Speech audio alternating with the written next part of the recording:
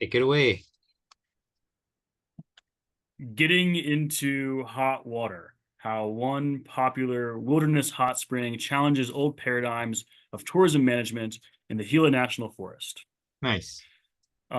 First, I want to provide just a really quick background on the Gila. Some of this might be familiar from some of my discussion posts, but here's a quick recap. The Gila National Forest is an approximately 1.3 million hectare piece of federal public land in the southwest corner of the United States. And the heritage site that I'm focusing on specifically is the Gila Wilderness, located within and managed by the Gila National Forest. If you're curious, this is roughly where it is in the world, in the southwestern desert region of the United States. Here's It's what it looks like from the sky. This is uh, a really amazing picture of the West Fork of the Gila River. wow. Here's an amazing archaeological site. This is actually just outside the Gila in the Gila Cliff Dwellings National Monument, but there's stuff like this all throughout the Gila Wilderness.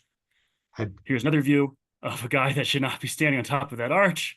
That's not me, I promise. And this is me and a few friends exploring a slot canyon. There are hundreds of canyons like this inside the Gila, huh. and it also gets a ton of snow in the winter. So this is a different view. It's a really diverse, really fantastic What kind of landscape. altitude are we So hopefully that talking kind of here? paints the picture. It'll vary from about 4,000 feet to about 11,000 feet. Oh, okay. My meters conversion, I'm not great at in my It's head. all right. I'll just Yeah. divide by hmm three. Actually, I'm American. I don't need to divide by three. So hopefully, hopefully you believe me now when I say the Gila really is a spectacular landscape. Hmm. Um, but what is the tourism scene currently like in the Gila Wilderness and in the surrounding national forest? Well, currently, not much at all, actually. The Hmm. Gila is considered a low-use forest, and current data show that about 500,000 visitors travel to the national forest each year. That's I'm low actually not use. really sure where they get. What's that? I said 500,000 is low That's use. the That's what they say, and I'm not sure how they get that number. But the vast, vast majority of that visitation occurs outside of the wilderness. And Right. actually, as I'll get to, there's almost no data at all on visitation to the wilderness proper.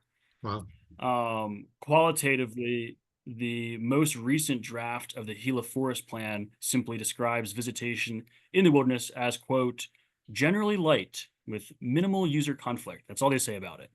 hmm. So that sounds nice. Uh, I'll also try to paint the picture subjectively, which I think is helpful. From my experience and those I've talked to, in general, it's really uncommon to see another car parked at a wilderness trailhead, and very rarely will you encounter other visitors on a trail outside of a couple more popular areas, mostly congregate at the edges of the wilderness.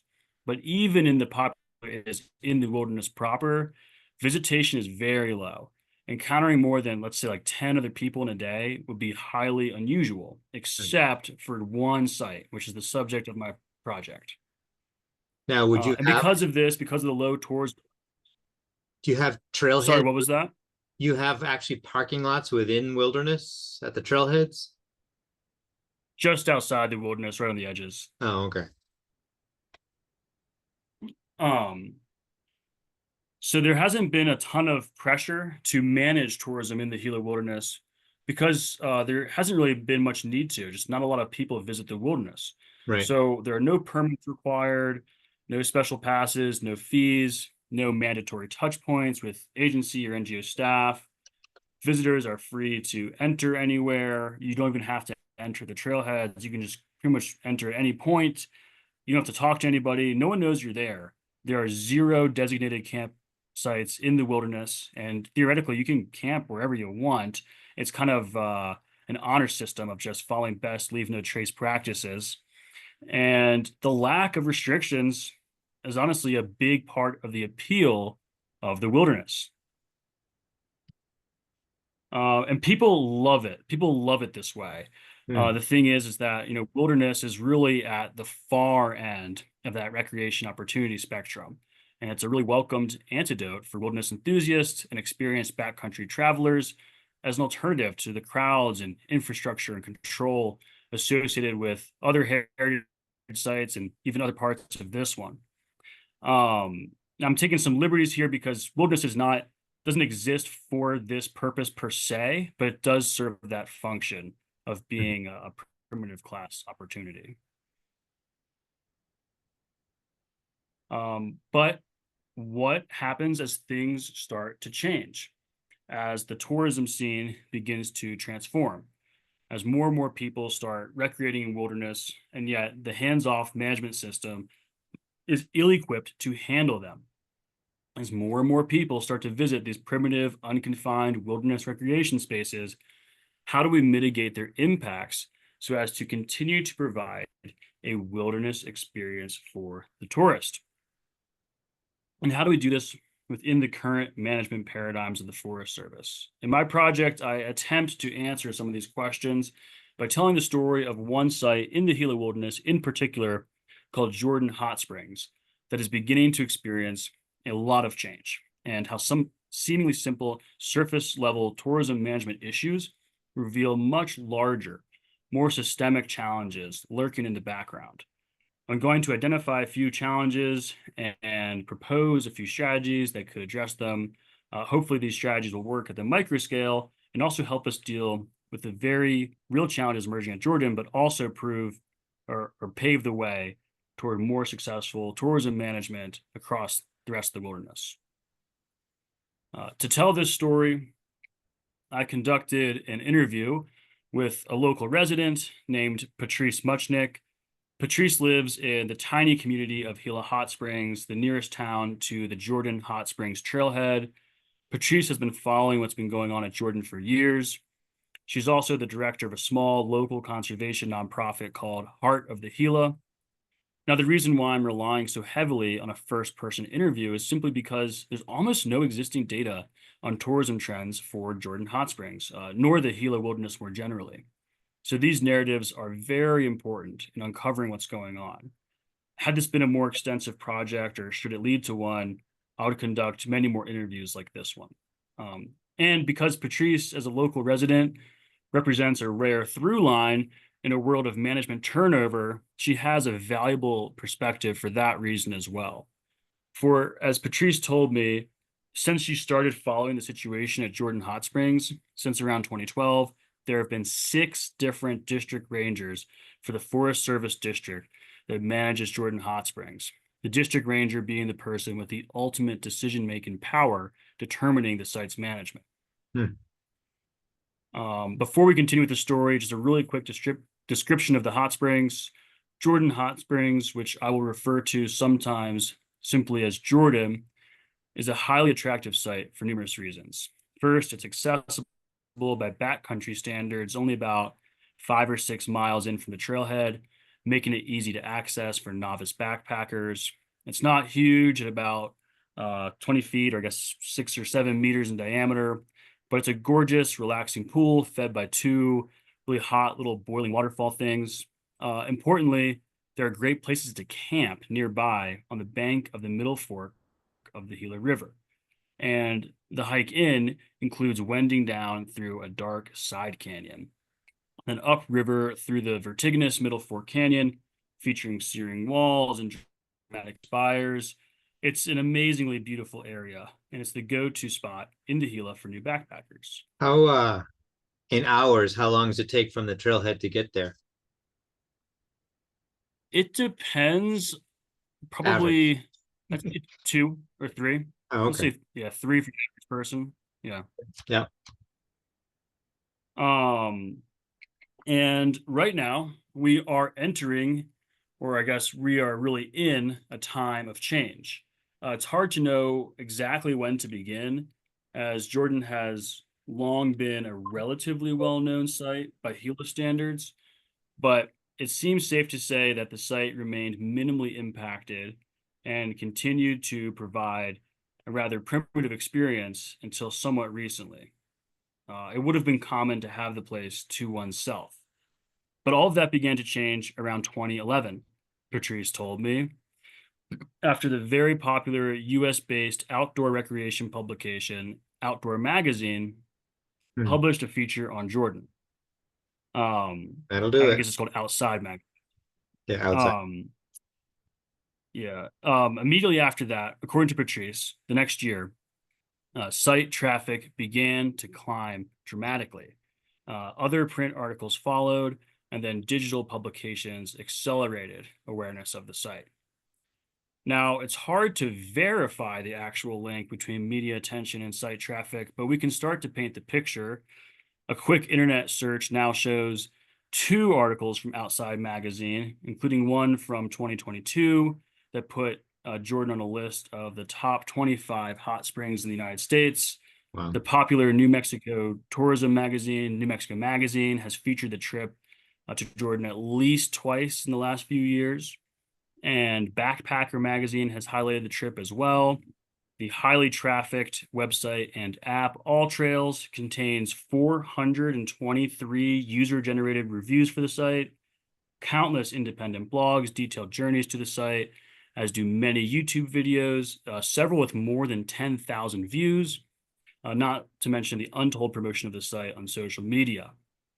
Now, this might not sound like a lot depending on the tourism sites that you're used to, but you have to remember that no other site in the Gila Wilderness is like this at all, and that this is orders of magnitude more attention than the next most popular site in the Gila Wilderness proper.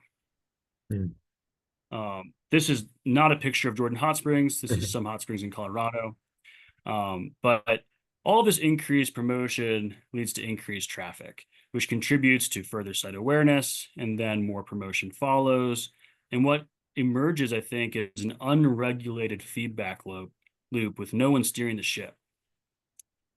The rapidly increasing site traffic without any change in management has brought increased impact. Many redundant campsites line the way to Jordan, which are becoming increasingly denuded of all vegetation. Trash, and in particular toilet paper, are frequently found at these sites and in the vicinity of the hot springs.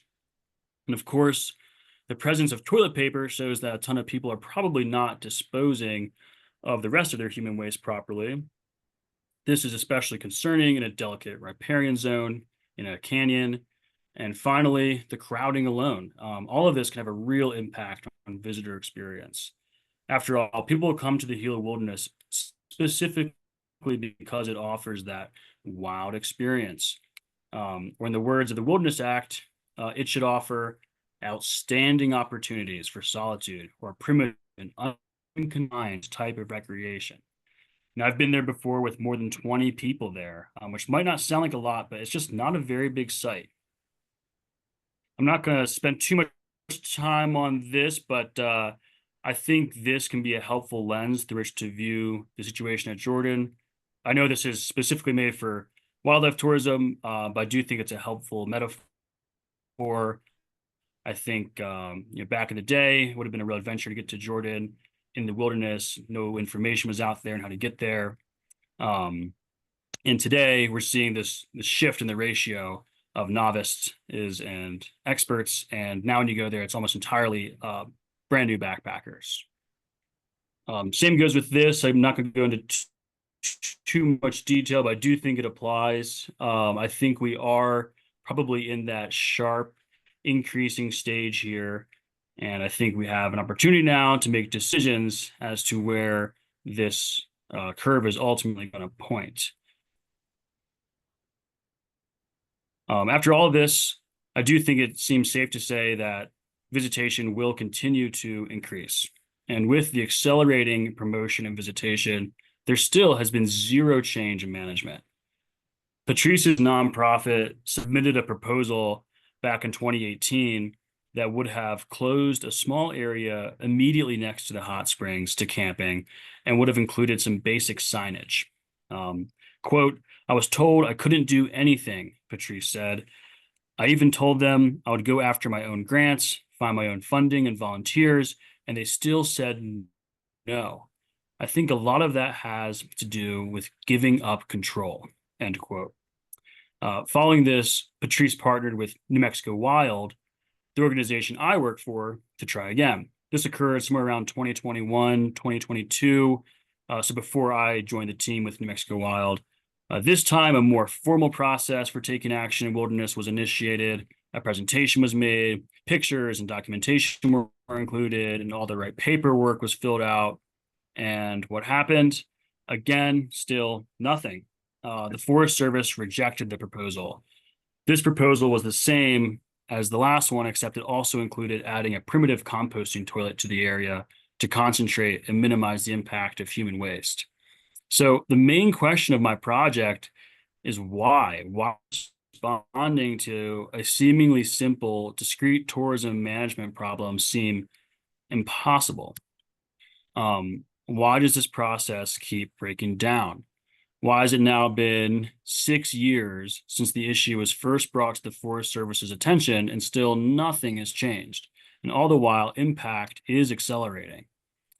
I think that the challenges at Jordan don't actually have a lot to do with Jordan at all. Instead, I think the challenges have a lot more to do with the predominant management paradigms of the Forest Service and wilderness and how they are just not equipped to effectively manage tourism in a world of complexity and rapid change.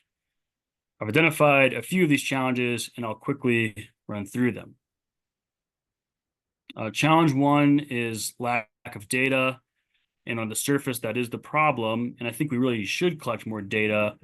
But I also think we need to think more holistically about the kinds of information that we can accept. And the agency should learn to trust the stories from people like Patrice, who have a much closer relationship with the area than the land managers often do.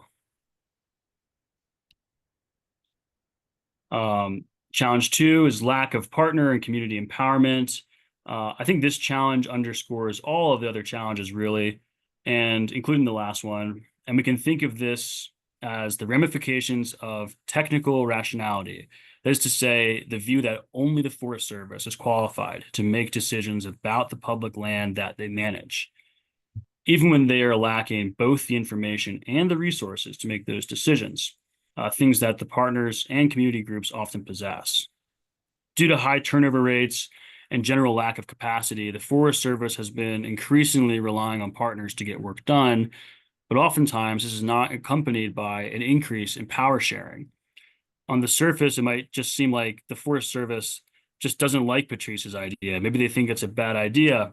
But I think what's really going on is that there's a total lack of comfort in allowing others to make decisions on the forest, or even to suggest decisions. As Patrice would say, it's an ego thing. In the near term, this is going to be challenging to address, but what it would really require is formally building into governance documents a system for partners and community members to collaborate directly with the forest, rather than merely being consulted in a perfunctory way. That's going to take a lot of work and a lot of time. In the short term, I think the best thing to do is to build trust and personal relationships with the land managers. The next challenge is managing tourism and wilderness. There's a lot to say here, but on the surface, we can say that the Forest Service staff follow the protocols of the obligatory minimum requirements analysis perfectly and determined that at this time, any action would reduce the wilderness character of the site. But below the surface, we can also see that we can follow the process to a T and be totally wrong. Obviously, the wilderness character at Jordan and the opportunity to have a real wilderness experience is decreasing over time. I think of this also as the shortcomings of a technical rational planning approach, but applied specifically to wilderness management. We can check all the boxes, but just really not solve the problem. Another challenge with managing wilderness tourism, there's something else that's going on here that I think is really important to point out. Without going into too many technical details, in wilderness areas in the United States, management action is required and only required when it is the minimum action necessary to improve the wilderness character. So at this time, the Forest Service has deemed that installing the signs and a composting toilet would decrease the wilderness character more than the current impacts that they would mitigate. Now, I disagree with that, but that's fine. And if I use if use really does continue to increase and the impacts increase substantially, which I do think is inevitable, then the logic would follow that at that point, these confinements on visitor experience, which is to say those management actions, though they still would decrease wilderness character, would decrease it less than doing nothing. And then let's say in 10 or 15 more years, as the site continues to become more trafficked, then more management action would be needed. And would that decrease the wilderness character? Yes, but less than the alternative, and so on and so forth. The point I'm making is that following the formal wilderness management protocols could easily enable a reactive cycle, or viewed another way, it's a de facto demand-based model. If we merely react to and mitigate impacts to wilderness character, then over time that character is inevitably going to decrease until some drastic measure is taken that would allow the site to recover. Alternatively, if we don't want unregulated promotion, site awareness, and visitation to steer the ship, I think that the formal process for wilderness management should be accompanied by identifying desired conditions. Wilderness character would no doubt be the key component to that, but this would allow us to get out ahead and put systems in place to preserve these conditions before there's a problem. So in the case of Jordan, that would maybe include something like a permit, something that would allow us to kind of predictively manage, which is hard to do right now. I'm not sure where I am on time. I'm probably over. That's all right. Okay, well, I guess I can talk about this one a little bit more. Yeah. So challenge 4, promotion without interpretation. Let's see. So we are working with a disjointed system, really. You know, the problems emerging at Jordan blur the boundaries of site management and interpretation. On the one hand, the Forest Service really cannot control third-party promotion of the site. That's completely out of, their scope of authority. They can't control what people put on the internet. They can't control how many people know about Jordan Hot Springs. As much as we might like, those de facto primitive experiences that arise simply because people don't know about or don't travel to a certain site, that is changing. And we really can't control that. But what we can do is find ways to better integrate interpretation and education about wilderness ethics to better frame the tourist experience while also reducing impact. More than just a sign at the trailhead, we need to think expansively about ways to get the message out from the moment a new online article is published to the moment the visitor leaves the site. Much of this is going to depend on community and partner groups who will need to be empowered to effectively do it. By way of example, Patrice, she once made some flyers that she was passing out at events and putting up at the trailhead, kind of telling folks how to reduce their impact when they're at the site. And she actually got in a lot of trouble with the Forest Service for doing that, just as an example of kind of how broken that relationship currently is. So, and there are a few other strategies that could be identified and that I'll identify in my paper, but for now, those are the major ones. In conclusion, there are a few tangible steps that could be taken to reduce the impact at Jordan Hot Springs caused by the accelerating wave of promotion and visitation that the site has received. And namely, I think setting the desired conditions and using that to help guide and inform the formal wilderness management process. And if baked into that could be better community and partner engagement, that would also go a long way. But what this project has revealed to me is that it's going to be a game of whack-a-mole because of the deeply entrenched systemic challenges in the background. Even if we address the issues plaguing Jordan, they're bound to pop up at another site. In a sense, Jordan Hot Springs is not the problem. It's the management structure of the Forest Service, and namely a technical rationality management paradigm. That's the problem. I heard someone once say, if we can't fix Jordan, we can't fix anything on the Gila. What they mean is that because Jordan is so simple. But what this project, I think, has shown is that perhaps it's the opposite. In order to address problems like those at Jordan, we must also work on these much larger challenges that lurk beneath the surface. So that is the end of my presentation. Wow, nice. I'm gonna, well, first, I think it was a great presentation. I really look forward to the paper. I took notes in chronological order, so I'll just go through some of these notes, not necessarily in order of importance, but in order of chronology. So, yeah, I liked your introduction. I think you said it quite well. And I like that you had sort of your research questions at the beginning. This is something others could use that as well. What are the big questions they want to answer in the paper? So that means that your paper isn't just descriptive. You're actually being analytical, which is ideally what we want. Some of your language makes me think you're underappreciating the value of first person. I mean, it's as if you said, because we lack other data, we're going to have to rely on Patrice's anecdotal, as if that weren't truly a valid source of data. Now, one aspect that I don't cover in this course, but you might be interested, is using the 4 quadrants of the integral map. You know, each one of those quadrants represents a different kind of data, or what's called a different kind of truth claim. Now, I'm not saying you have to go and learn more about this. It's up to you. I won't discount you if you don't, but in each of those 4 quadrants, you have different kind of data. And as you rightly put, you know, there's lacking data on the right-hand column, which is the objective empirical data, right? And that's what science and the Forest Service normally likes to rely on. And by quoting the personal experience of Patrice, you're relying on first-person data from the upper left quadrant, you know, her personal experience and her personal observations. That's just one person. Obviously, you could, in theory, do more research. And actually, to a degree, you're drawing conclusions about the paradigm and the culture of the Forest Service, which is the lower left. That's typically where anthropologists work, right? They kind of embed themselves in and try to understand the relationships between members of a community. It's a different source of data. So, I mean, you don't have time to do much data research for this paper.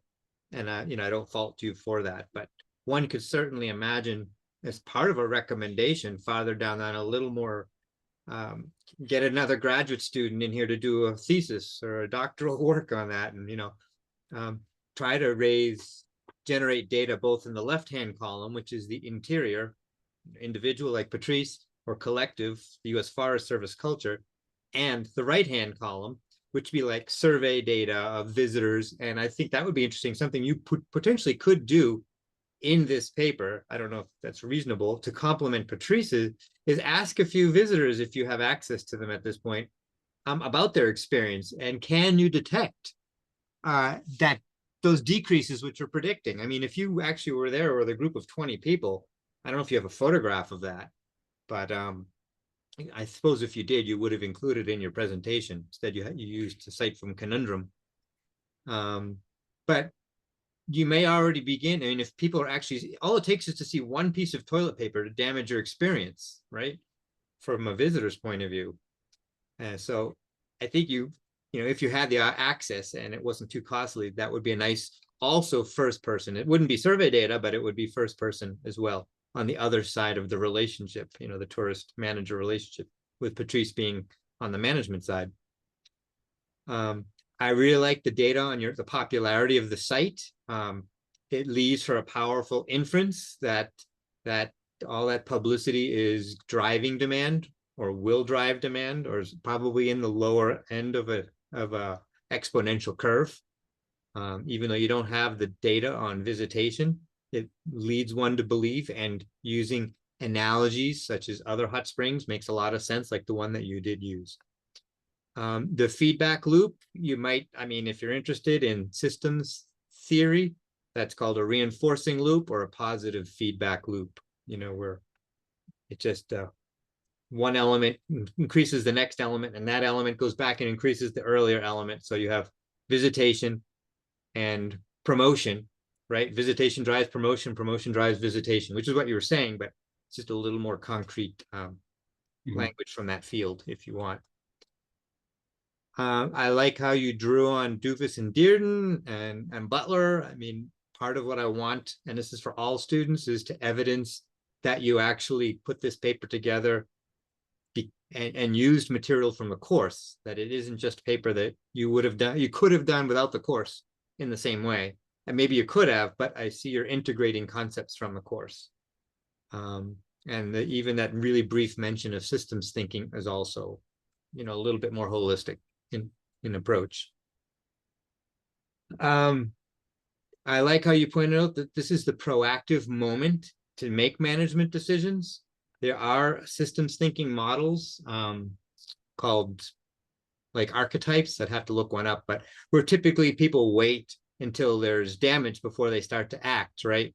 Reactive, kind of we're seeing that in climate change to a certain degree, right, as well, and many problems, not just those ones. And you're arguing to be proactive and start managing now before you have to go into reactive mode, before the damage is clear. And that's hard for humans oftentimes to do, especially when you're in resource poor situations. But that's precisely when desired conditions works best, because desired conditions are about, and I don't, technically it's desired future conditions is what we're really trying to generate. So you want to come up with those desired future conditions of Jordan, but what you really want is the precedent of doing it, right? So that it can be applied anywhere throughout the Gila and throughout the Forest and throughout U.S. land agencies. Taking into consideration, which you didn't mention here, but you probably mentioned that. I'm talking too loudly. Let me just close the door. Sorry. That's all right. I get excited about this stuff. My wife's in a meeting in the other room. That the U.S. Forest Service is one of the creators of this system, although probably the people you're working with have no idea about that. But that is a leverage point that you have in your argument, which maybe you'll exploit in the paper more than you did here. Also, another point that you might use is the increasing popularity, especially since the pandemic, of wellness tourism. And hot springs, of course, are associated with wellness tourism more than the other aspects you showed in your introduction of the landscape. So that, again, that's something you could find out by talking with tourists in theory, right? Do you come here in part because of a wellness motive? You could argue anyone who goes to wilderness is a wellness motive because it clears your head of all the crap of civilization for a little while. So your main question, and I like how you're diving deeper into the lower left quadrant of, and I mentioned this already, right? The U.S. Forest Service, the paradigm of technical rationality. And you might be interested in one of the most important sources on that is a book called The Reflective Practitioner by Donald Schoen, S-C-H-O-N. It's a really thin book, but it's a super classic where he talks about technical rationality and the relationship between professionals and academics and all the attitudes. And you'll probably find a lot of them quite familiar of technical rational. Like, I only mentioned a couple in the course and you cited one here. If you're not qualified to participate in a technical discussion, you should have no decision-making power. That's typical of, and Sean talks about that as well.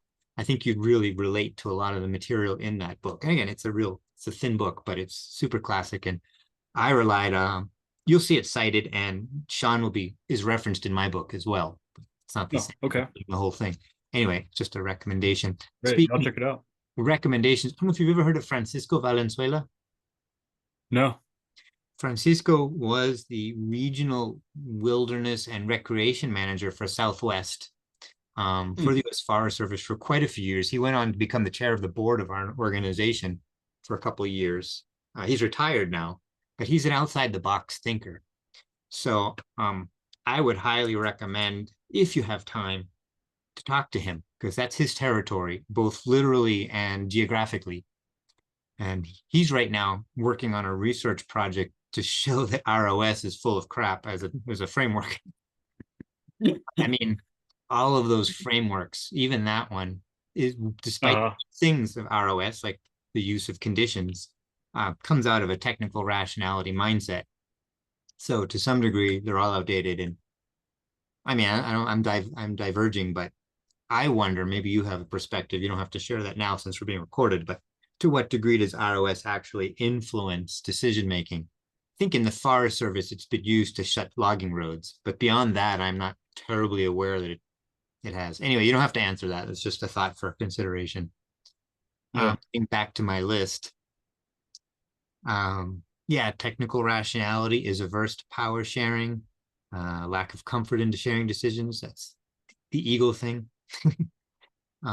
Building trust is a good strategy that you'd recommend. You know, you're still focusing on the interior aspects. And there's trust at an individual level, and then there's trust organizationally. You with the district ranger, and also your organization. You might note, it's not an important point, but doing nothing is an explicit management action as well. Because a couple of times you the Forest Service not wanting to do any management. Well, that's not possible. Doing nothing is an explicit decision that one needs to make institutionally or individually. So you might put that in, and that might be an argument in your favor, saying, well, okay, U.S. Forest Service actually is managing the site, right? So they can't claim that they're not. Yeah. By doing nothing, they're trying to manage for the wilderness character intentionally. I like how you put on two sides of the balance, you know, doing nothing, no management versus increased visitation, which has the largest impact. And if you were to map that, I think you would see a shift. What would you do? You'd have time and visitor experience, and you'd have two curves, right? And eventually they would cross. And of course, it's a matter of perception or data. If you had survey data, at what point does doing nothing become a larger impact on the visitor experience than the increased visitation? You could even put a hypothetical map, you know, generic or a theoretical graph in there. And, you know, the argument would be if you wait to that point, we will no longer be doing proactive management. You would be doing reactive management at that point. Yeah. And you'd be trying to get back to the desired conditions most likely, rather than preventatively surpassing the desired conditions. You know what I'm saying? Yeah, like that. That kind of graph could visualize that a little bit more. You can maybe even drop some photographs. I know I'm suggesting you do a lot of things that you don't have time to do, but you might use some of this in the future. It sounds like this is more a larger project than just this paper. You could be the champion for this. Following, I'll develop a little bit more of the demand. It wasn't totally clear how they're following the wilderness protocols as a demand-based model. Certainly I see its reactive nature. But on the other side, I guess it's a little confusing, because managing wilderness, if there's anything that's not demand-based, it should be managing wilderness. So it's almost a, what do you call it? Not a paradox, maybe, that you're saying wilderness management is demand-based. So exploit that a little bit more, because you didn't really argue that very far, but that is a fascinating possibility to make that claim. Okay. Up to you. No, I think that's, I'm really fascinated by that question, because I think the way it's set up is that people are so reluctant to take those, you know, positive management actions, if you will, or actually implement any restrictions, proactive management actions, because it would reduce the character. But since we cannot control the visitors coming in, we're just letting that steer the ship, and it's just degrading the wilderness quality the entire time. Well, in theory, you can control, it's just not being controlled. Yeah. So you might also reference, both for purposes of my paper, but for your own argument, the ladder of citizen participation.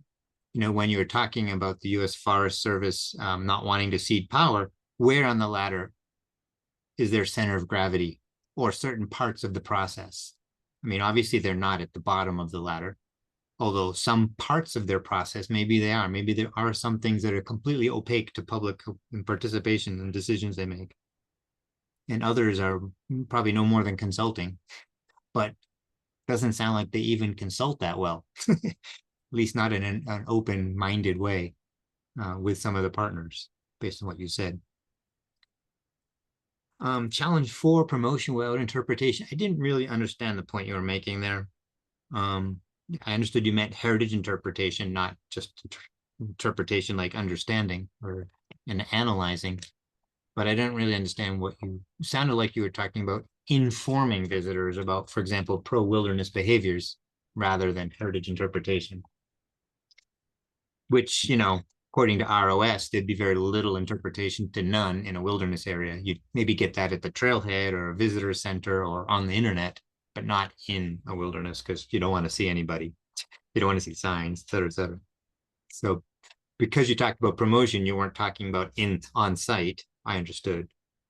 But promotion and interpretation are two different branches on the communication tree. I don't know if you were confusing them or I just missed the point. Yeah, I guess what I was getting at is that all the promotion that's occurring is really outside of the boundaries of what the land managers or the NGOs or community members can control. And therefore, we also need to think kind of like outside those lines in terms of how we're getting education materials about what you should experience and what this experience is all about, how to get those materials out there. Okay, so that would be interpretation then. That would be, maybe I'm just splitting hairs, but be yeah, like information or education, social marketing to try and use promotional tools to influence behavior.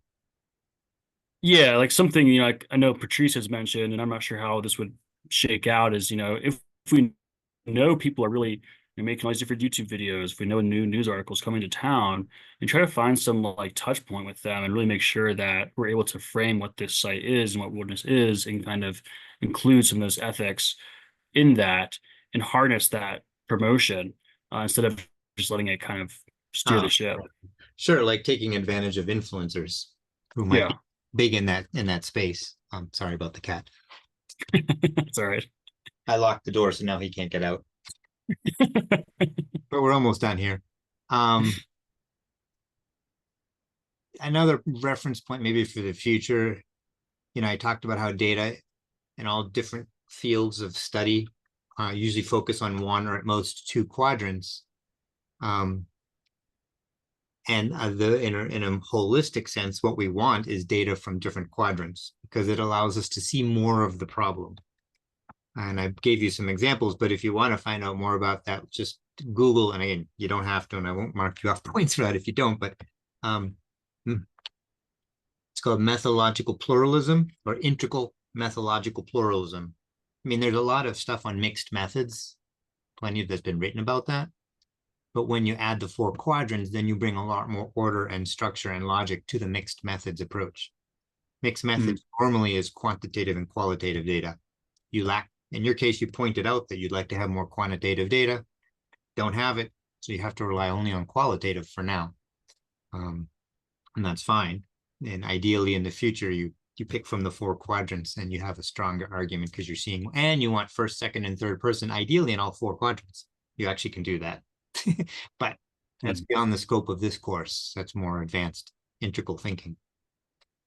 So I like in the end how Jordan is not really the problem. Jordan is the kind of the lighthouse, if you will, or the case archetype of the technical rationality paradigm found in the Forest Service, and not just the Forest Service. I mean, I think arguably the BLM, for example, has been even more conservative than Forest Service in terms of land management. But I'm not the best expert on that. You froze. I don't know if you can still hear me.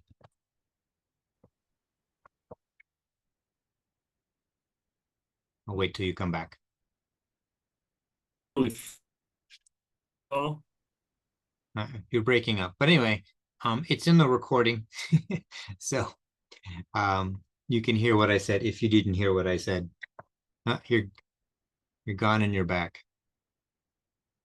So that's pretty much what I have to say. I don't know if you can still hear me or if you had any final comments or questions before I stop the recording. Oh, here we are. I lost it for the last 15 seconds there. It's okay. It's on the recording. let's see. I don't necessarily think I have any questions at this point. I think it was a pretty interesting exercise. The biggest question really is how I'm going to be able to integrate some of this into real life. um, and I mean, just for instance, so I'm going to be meeting with the district ranger, who I do know pretty well, pretty soon here, and kind of get a pulse check on what he thinks about doing with Jordan. And I think there's a really great case to be made, as I hopefully kind of make in my project, that we can use all these different kinds of thinking, all these different arguments to paint the picture that something big is happening here. We need to get ahead of the curve, and use Jordan really as a test piece for how we're going to handle what I think is a likely dramatic increase in visitation to the Gila Wilderness over time. It's going to be very challenging to do that and get around the fact that the Forest Service, if they want to take action, they're going to want to do it as simply and quickly as possible, and probably not enter into some kind of future desired future conditions analysis, which is what I'd love to see happen. And that's the real challenge for me, is how do I basically balance the positive working relationships I have with the Forest Service, and then also getting things done right and implementing some of these things that I'm learning. So that's the real question for me. Well, I mean, I don't have the answer because I'm not there, and even if I did, I wouldn't. But certainly, it doesn't have to be a big formal analysis of desired conditions. I mean, you've already mentioned a few of the conditions I don't think anyone would disagree with, like the toilet paper one. I mean, that's a desired condition, is not to see toilet paper, right? A certain number. I mean, there are several standard indicators that people use in wilderness everywhere. Number of encounters, for example, the condition of the trail to get there, that kind of stuff. And you probably can come away with a series of a half a dozen of those desired conditions, whether you do it in a workshop or whether you go, what's it called? Shuttle diplomacy. You've heard that term? Sometimes No. shuttle diplomacy is like if you can't bring together Russia and North Korea and France and all in one room, you go to the Russians and you deal with them, then you go to the North Koreans, then you go to the France, and eventually you can bring their different responses together because they won't all be in the same room. You could do that with desired conditions too if you can't organize a workshop, assuming you'd want to. So what is the Gila wilderness people think are the top 5 desired conditions? What does the Forest Service district ranger think? What does Patrice think? What do the different stakeholders think? Bring them together, find the overlap, start there. There's different processes to facilitate a process depending on how much trust there is among stakeholders. Assuming the district ranger is even interested. But even if he's not interested, something he still can do. I'd also be interested in knowing, first, I think I mentioned this to you earlier in the course, who the point person for desired conditions is in the Forest Service. Look that person up.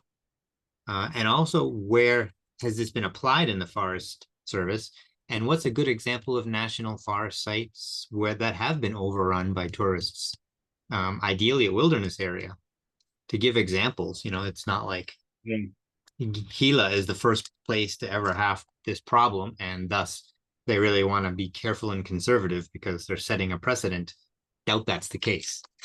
It may be the case within Gila, but I doubt that's the case within the Forest Service. So, I mean, especially that does require a bit more research, though. It does, yeah. No, I like that. But you may know off the top of your head examples. Certainly Francisco would know some examples. I can ask if you're interested. Well, first look him up. He's actually the very first person to do a review of my book, The Future Has Other Plans, before we ended up getting a number of other book reviews. So he's on board with this kind of thinking. I can ask him if you're interested, if he'd be willing to meet with you. Okay. So, and then I'll see. I mean, I don't know what his availability is at this point, but yeah, I would love that. okay. and then I'll let you know if he responds. Awesome. Please do. So that's pretty much what I have. Great. Okay. No, Well, actually, thank you so much. sure. No, look forward to let me know how that goes. And have you had a chance to, I mean, I guess let me stop the recording now. I think we're done with.